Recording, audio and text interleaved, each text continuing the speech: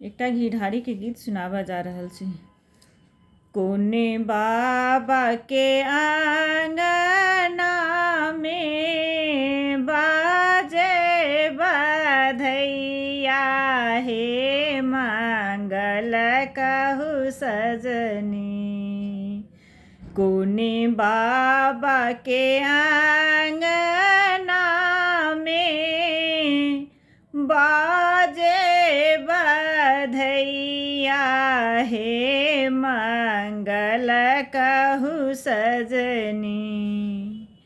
कोने आमा करथिन घीब ढारी, हे मंगल कहु सजनी। कोने आमा करथिन घीब ढारी, हे मंगल कहु सजनी।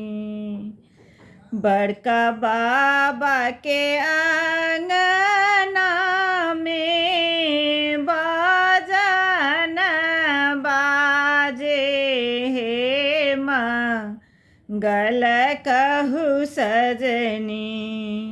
बड़का बाबा के आंगना में बाजन बाजे, हे मंगल कहु सजनी।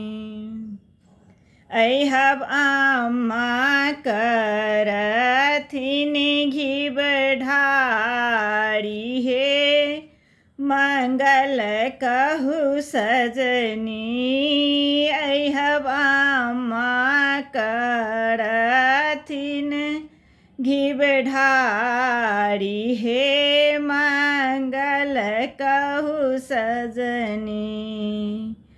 केस के लट धए घी बजे ढारथिन, हे मंगल कहु सजनी। पुरहित मंत्र पढ़ाऊ, हे मंगल कहु सजनी।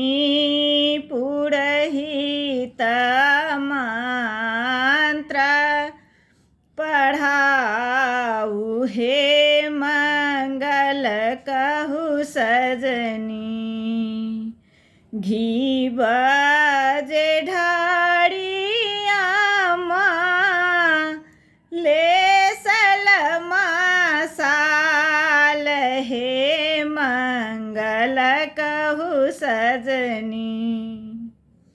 घी बजे ढारिया ले सलमासाल, हे मंगल कहु सजनी।